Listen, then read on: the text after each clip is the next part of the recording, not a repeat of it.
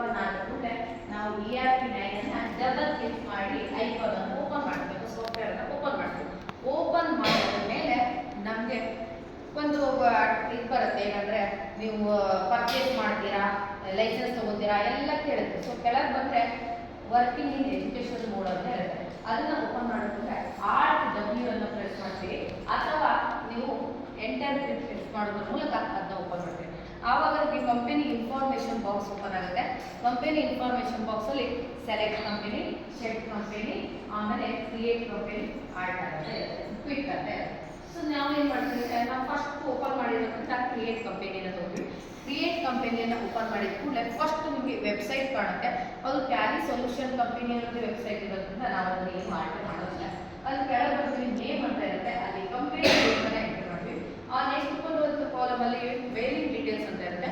Mailing details ಒಳಗೆ ನಾವು first mailing name, ಯಾರ ಹೆಸರಿಗೆ ಮೇಲ್ ಬರಬೇಕು ಅವರ ನೇಮನ್ನು ಹಾಕ್ತೀವಿ. ಅದಾದ ತಕ್ಷಣ ಅಡ್ರೆಸ್, ಕಂಪನಿ ಒಂದು ಲೊಕೇಶನ್ ಅನ್ನು ಎಂಟ್ರಿ ಮಾಡ್ತೀವಿ.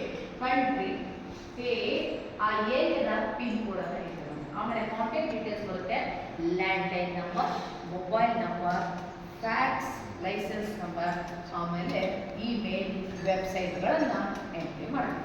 ಇದಾದ ತಕ್ಷಣ ನಾವು ಈ ಕಡೆ ರೈಟ್ ಸೈಡಲ್ಲಿ ನೋಡ್ತಾ ಇರ್ತೀವಿ.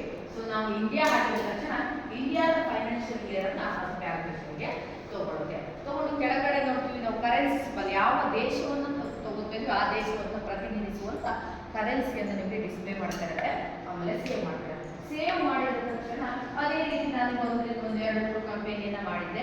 ಅದಾದ್ಮೇಲೆ ನೀವು ಬ್ಯಾಕ್ ಹೋಗಿ ಫುಲ್ ಕ್ವಿಟ್ ಆಗಿ ಮತ್ತೆ ಟ್ಯಾಲಿ ಹೋದಾಗ ಡಿಸ್ಪ್ಲೇ ಮೇಲೆ ಆ ಕಂಪನಿಗಳು ಕಾಣಿಸ್ತಾ ಇರಲಿಲ್ಲ. ಸೊ ಆ ಕಂಪನಿಗಳು ಕಾಣಿಸ್ತಾ ಇರಲಿಲ್ಲ ಅಂತ ನಾವು ಕಂಪನಿಯನ್ನ ನೋಡಲಿಕ್ಕೆ ಬಳಸುವಂಥದ್ದನ್ನ ಸೆಲೆಕ್ಟ್ ಕಂಪನಿ ಅಂತ ಹೇಳ್ತೀವಿ. ಒಂದ್ಸತಿ ನಾವು ಸಿಸ್ಟಮ್ ಅಲ್ಲಿ ಡಿಸ್ಪ್ಲೇ ಮೇಲೆ ಕಾಣಿಸ್ತಾ ಇದ್ರೆ ಅದು ಸೆಲೆಕ್ಟ್ ಕಂಪನಿ ಒಳಗಡೆ ಇರುತ್ತೆ. ಅಲ್ಲಿ ಹೋಗಿ ನಾವು ಬೇಕಾದ ಕಂಪನಿಯನ್ನ ಸೆಲೆಕ್ಟ್ ಮಾಡ್ಕೊತೀವಿ. ಹಾಗೆ ಶೆಡ್ ಕಂಪನಿ ನಮಗೆ ಡಿಸ್ಪ್ಲೇ ಮೇಲೆ ಕಾಣಿಸ್ತಾ ಇದೆ ಎಲ್ಲ ಕಂಪನಿಗಳು, ನಮಗೆ ಒಂದು ಕಂಪನಿ ಕಾಣಿಸ್ತಾರೆ ಸಾಕು, ಉಳಿದಿದ್ದೆಲ್ಲ ನಮಗೆ ಬ್ಯಾಕ್ ಅಲ್ಲಿ ಇರಬೇಕು ಅಂತದಕ್ಕೆ ಹೈಡ್ ಕಂಪನಿ ಅಂತೀವಿ, ಅದನ್ನು ಶೆಡ್ ಕಂಪನಿ ಅಂತ ಮಾಡ್ತೀವಿ. ನೆಕ್ಸ್ಟ್ ನಾವು ಏನಾದ್ರು ಡಾಟಾ ಹಾಕಿರ್ತೀವಿ, ಅಲ್ಲಿ ತಪ್ಪುಗಳನ್ನು ಮಾಡಿರ್ತೀವಿ ಆ ಡಾಟಾ ಹಾಕುವಾಗ, ಅದನ್ನ ಚೇಂಜಸ್ ಮಾಡಲಿಕ್ಕೆ ಬಳಸುವುದು alter company. So next quick ಅಂದ್ರೆ ಬ್ಯಾಕ್ ಹೋಗಲಿಕ್ಕೆ ಬಳಸುವಂಥದ್ದು. ಸೊ ಇದಾದ್ಮೇಲೆ ನೀವು ಗೆಟ್ ವೇ ಆಫ್ ಟ್ಯಾಲಿ ಬರ್ತೀರಿ. ಗೆಟ್ ವೇ ಆಫ್ ಟ್ಯಾಲಿಲಿ 4 ಕಂಟೆಂಟ್ಸ್ ಅನ್ನ ತಗೊಂಡಿದ್ದಾರೆ. ಒಂದು ಮಾಸ್ಟರ್ಸ್, ಟ್ರಾನ್ಸಾಕ್ಷನ್ಸ್, ಯುಟಿಲಿಟೀಸ್, ರಿಪೋರ್ಟ್ಸ್. ಅದರಲ್ಲಿ ಮಾಸ್ಟರ್ಸ್ ಒಳಗೆ ಅಕೌಂಟ್ ಇನ್ಫೋ ಮತ್ತೆ ಇನ್ವೆಂಟ್ರಿ ಇನ್ಫೋ ಬರುತ್ತೆ. ಅಕೌಂಟ್ ಇನ್ಫೋ ಮತ್ತೆ ಇನ್ವೆಂಟ್ರಿ ಇನ್ಫೋ ಬರುತ್ತೆ. ಟ್ರಾನ್ಸಾಕ್ಷನ್ ಒಳಗೆ ಅಕೌಂಟಿಂಗ್ ವೋಚರ್ ಮತ್ತೆ ಇನ್ವೆಂಟ್ರಿ ವೋಚರ್ ಬರುತ್ತೆ. ಯುಟಿಲಿಟೀಸ್ ಒಳಗೆ ಇಂಪೋರ್ಟ್ ಡಾಟಾ ಅಂಡ್ ಬ್ಯಾಂಕಿಂಗ್ ಬರುತ್ತೆ.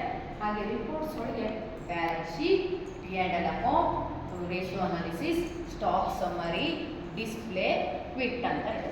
ಸೊ ಆಮೇಲೆ ನಾವು ಅಕೌಂಟ್ಸ್ ಇನ್ಫಾರ್ಮೇಷನ್ ಅಲ್ಲಿ ಫಸ್ಟ್ ಓಪನ್ ಮಾಡ್ತೀವಿ. ಓಪನ್ ಮಾಡಿದಾಗ groups, ledgers, voucher types, quick ಅಂತ ಇದೆ. ಸೊ ಆ ಗ್ರೂಪ್ಸ್ ಅಲ್ಲಿ ಓಪನ್ ಮಾಡಿದಾಗ ಆಲ್ರೆಡಿ ನಮಗೆ ಸಿಸ್ಟಮ್ ಅಲ್ಲಿ ಡಿಫಾಲ್ಟ್ ಅಲ್ಲಿ ಎಲ್ಲಾ ಗ್ರೂಪ್ಸ್ ಗಳನ್ನು ಕ್ರಿಯೇಟ್ ಮಾಡಿರ್ತಾರೆ. 28 ಗ್ರೂಪ್ಸ್ ಇದೆ. ಆ 28 ಗ್ರೂಪ್ಸ್ ಅಲ್ಲಿ 15 ಪ್ರೈಮರಿ ಅಂತ ಕನ್ಸಿಡರ್ ಮಾಡಿದೀವಿ, 13 ಅನ್ನ ಸೆಕೆಂಡರಿ ಅಂತ ಕನ್ಸಿಡರ್ ಮಾಡಿ ಒಟ್ಟು 28 ಗ್ರೂಪ್ಸ್ ಅನ್ನ ಅಲೋ ಮಾಡಿದ್ದಾರೆ. ಸೊ ಆ ಗ್ರೂಪ್ಸ್ ಗಳನ್ನ ಆಧಾರವಾಗಿ ಇಟ್ಟುಕೊಂಡು ನಾವು ಜರ್ನಲ್ ಎಂಟ್ರೀಸ್ ಅನ್ನ ಪಾಸ್ ಮಾಡ್ತೀವಿ. ಲೆಡ್ಜರ್ ಪೋಸ್ಟ್ ಮಾಡ್ತೀವಿ. ಲೆಡ್ಜರ್ ಪೋಸ್ಟ್ ಮಾಡಲಿಕ್ಕೆ ಲೆಡ್ಜರ್ಸ್ ಹೋಗ್ತೀವಿ. ಲೆಡ್ಜರ್ಸ್ ಅಲ್ಲಿ 2 ವಿಧ, single ledger and multiple ledger. Single ledger create ಮಾಡಬೇಕಂದ್ರೆ ಸಿಂಗಲ್ ಅಲ್ಲಿ ಹೋಗಿ ಕ್ರಿಯೇಟ್ ಅಂತ ಕೊಟ್ಟು ಮಾಡ್ತೀವಿ. ಮಲ್ಟಿಪಲ್ ಅಲ್ಲಿ ಲೆಡ್ಜರ್ ನ ಮಾಡುವಾಗ ಆಲ್ಟ್ ಅಲ್ಲಿ ಹೋಗ್ತೀವಿ. ಯಾಕೆ ಅಂದ್ರೆ ಸಿಸ್ಟಮ್ ಅಲ್ಲಿ cash and P&L account default ಅಲ್ಲಿ ಇರುವಂತ 2 ಲೆಡ್ಜರ್ಸ್ಗಳು, ಇವೆರಡೂ ಕೂಡ ಅಲೋ ಆಗಬೇಕು ಅನ್ನೋ ಕಾರಣಕ್ಕೆ ಮಲ್ಟಿಪಲ್ ಅಲ್ಲಿ ಆಲ್ಟರ್ ತಗೋತೀವಿ. ನೆಕ್ಸ್ಟ್ ಒಂದು ಇನ್ವೆಂಟ್ರಿ ಇನ್ಫೋ. ಇನ್ವೆಂಟ್ರಿ ಇನ್ಫೋದಲ್ಲಿ ಸರಕುಗಳಿಗೆ ಸಂಬಂಧಿಸಿದ್ದನ್ನ ಎಂಟ್ರಿ ಮಾಡ್ತೀವಿ.